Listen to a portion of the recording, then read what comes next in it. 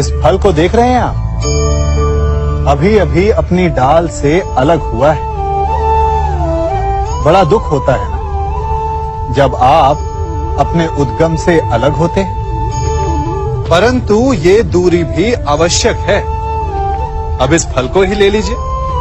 अपने जीवनदाता वृक्ष से अलग होकर ये ना केवल किसी की भूख शांत करेगा, अपितु इसके भीतर के बीज से एक नए वृक्ष का सृजन भी होगा और कई फल जन्मेंगे। सृजन की प्रतिक्रिया में पीड़ा आवश्यक है। यदि पीड़ा नहीं होगी तो सृजन नहीं होगा। पीड़ा अपने उद्गम से दूर होने, पीड़ा अपनों से दूर होने। इस फल की भांति हम मनुष्यों को भी अपने उद्गम से, अपने सगे संबंधियों से अलग होना पड़ता है और यही अलगाव एक नए सृजन को, एक नई सृष्टि को, एक नए विकास को जन्म देता है। इसलिए ऐसे अलगाव से दुखी मत होइए, उसका स्वागत कीजिए, क्योंकि ये विकास की नींव है। अपराध वो भावना है जिसके कारण संसार में सदा दुख ही व्याप्त रहता है। हम सब अपराधियों से घृणा करते हैं, उन्हें कोसते हैं, परंतु क्या कभी विचार किया है कि कोई भी जन्म से अपराधी नहीं होता? तो ऐसा क्या कारण है कि कोई इतना बुरा बन जाता है कि वो बुराई की सीमाएं ही पार कर जाए? कारण है कामना। यदि कामना पर नियंत्रण ना रखा जाए, यदि कामना को पूर्ण करने के लिए परिश्रम ना किया जाए, तो वो तृष्णा में बदल जाती है और तृष्णा लालच में, और लालच छल में, और छल करते ही मनुष्य अपराध की ओर अपने पग बढ़ा देता है। इसलिए ये अत्यंत आवश्यक है कि मन की कामनाओं पर नियंत्रण रहे। यदि मन पर नियंत्रण रहेगा तो अपराध पर स्वयं ही नियंत्रण हो जाएगा। हम सबका मन करता है कि हम जीवन में ऐसे शिखर पर पहुंचे जहां हमसे ऊपर कोई ना हो, जहां हमें कुछ करने की आवश्यकता ना पड़े, है ना? कुछ लोग इस शिखर पर पहुंच भी जाते हैं, परंतु उनका मन सदा विचलित रहता है। इतनी मनोरंजक बात है ना कि जिस विश्राम को पाने के लिए हम इतनी मेहनत करते हैं, इतना परिश्रम करते हैं, वो हमें मिलता ही नहीं। कारण स्वयं सोचिए, वन का राजा होने के पश्चात भी सिंह को अखेट के लिए परिश्रम क्यों करना पड़ता है? सोचिए। मैं बताता हूं, क्योंकि राजा होने का अर्थ ये नहीं कि वो सदा सोता रहे और मृग स्वयं उसके समक्ष आकर कहेगा कि आइए महाराज, मुझे खाकर अपनी भूख मिटाइए। तो समझ लीजिए, कार्य आपके परिश्रम से संपन्न होते हैं, केवल कामना से नहीं। यदि आप नीचे हैं तो सदा स्मरण रखें कि आपका परिश्रम ही आपको ऊंचाइयों पर ले जाएगा, और यदि आप ऊंचाई पर हैं तो वहां पर भी रहने के लिए आपको निरंतर परिश्रम करते रहना होगा। अर्थात परिश्रम से मुक्ति नहीं है, क्योंकि परिश्रम ही जीवन है। सबसे अधिक महत्वपूर्ण क्या है? जीवन, या जो जीवन में पाया, यात्रा, या यात्रा पूर्ण करने के बाद पाया गया लक्ष्य, कर्म या उसके फल? बहुत ही महत्वपूर्ण परंतु विकट प्रश्न है ना? परंतु तनिक धीरज से सोचेंगे तो इसका उत्तर अधिक कठिन नहीं है। यदि जीवन यात्रा है तो उसका लक्ष्य क्या होना चाहिए? स्वयं सोचिए। मान, संतान, धन, नहीं ना। अंतिम लक्ष्य है परम आनंद, और ये अचानक से नहीं मिलता।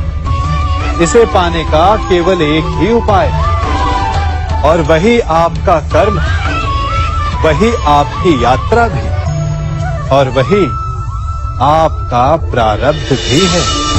और आपको कौन बताता है कि आपके लिए सही क्या है? वो है आपका मन, जो मस्तिष्क की भांति हानि और लाभ नहीं सोचता, जो आपको ये बताता है कि शुभ किसमें, संसार का कल्याण किसमें, आनंद किसमें। यदि आपका मन संयमित है तो वो आपका सबसे महत्वपूर्ण मार्गदर्शक है, जो आपकी यात्रा, आपका लक्ष्य, आपके कर्म और उसके फलों को सबको शुभ बना सकता है।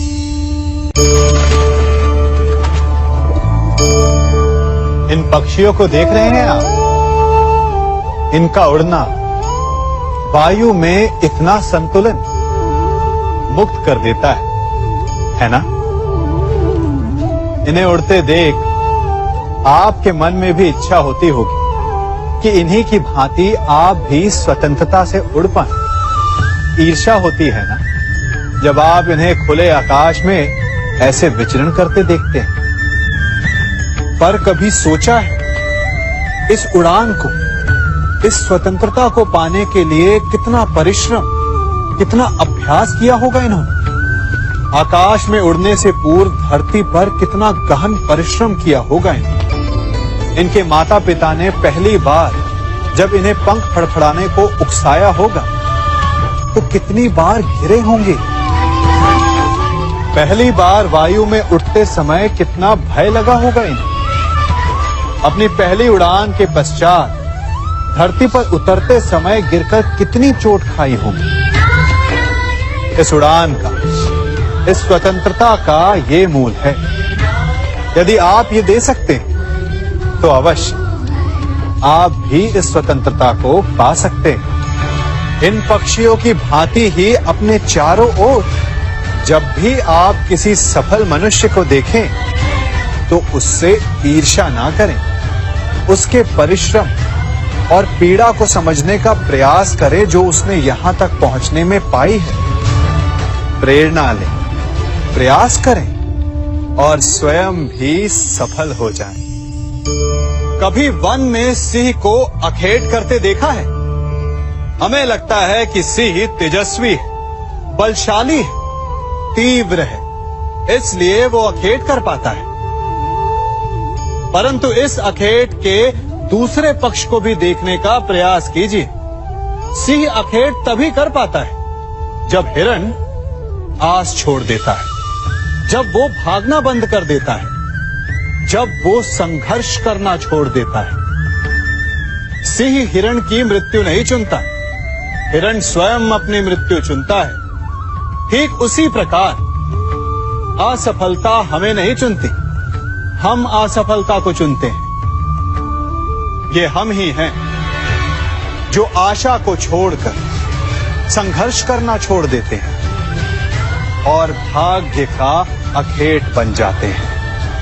इसलिए संघर्ष करना मत बंद कीजिए, प्रयास करते रहिए और सफलता आपकी मुट्ठी में होगी। जब घर में अंधकार छा जाता है तो प्रकाश लाने के लिए आप क्या करते हैं? दीपक ढूंढते हैं और उसकी लौ को प्रज्वलित करते हैं, और फिर अंधकार अपने आप दूर हो जाता है। अब आप कहेंगे कि इसमें कौन सी नई बात है? यदि अंधकार को दूर करना है तो दीपक की लौ को प्रज्वलित तो करना ही पड़ता है। यही बात तो समझने की है। यदि अंधकार से लड़ना है तो अंधकार का सहारा नहीं लिया जा सकता, उसके लिए प्रकाश की आवश्यकता होती है। घृणा का अंत करना है तो उसे घृणा से अंत नहीं किया जा सकता, उसे प्रेम की आवश्यकता होती है। शत्रुता का अंत शत्रुता से नहीं किया जा सकता, उसे क्षमा की आवश्यकता होती है। यदि आपको नकारात्मक ऊर्जाओं से लड़ना है तो स्वयं को सकारात्मक बनाना होगा और तभी आपके जीवन में वास्तविक आनंद आ सकेगा। एक ना एक बार हर युवा के जीवन में एक ऐसा समय आता है जब उसे लगता है कि उसके माता पिता उसके साथ बहुत कठोर हो रहे हैं। मैं आपसे पूछता हूं, क्या आपने कभी कुम्हार को मटकी बनाते हुए देखा है? वो गीली माटी से मटके को चाक पर आकार देता है और वास्तविक आकार वो मटकी को तब देता है जब वो लकड़ी के संभल से मटके को बाहर से पीटता है। हम सभी उस कुम्हार को मटके को पीटते हुए देखते हैं, परंतु उस कुम्हार के उस हाथ को नहीं देखते जो मटके को भीतर से बाहर की मार से सहारा दे रहा है। हमारे माता पिता भी ऐसे ही होते हैं। अपनी संतान के भले के लिए, उसके भविष्य को आकार देने के लिए कभी कभी वो कठोरता को भी अपनाते हैं। आप केवल उनकी कठोरता को मत देखिए, उस संभल को भी देखिए जिसने आपको भीतर तक से संभाल कर रखा है।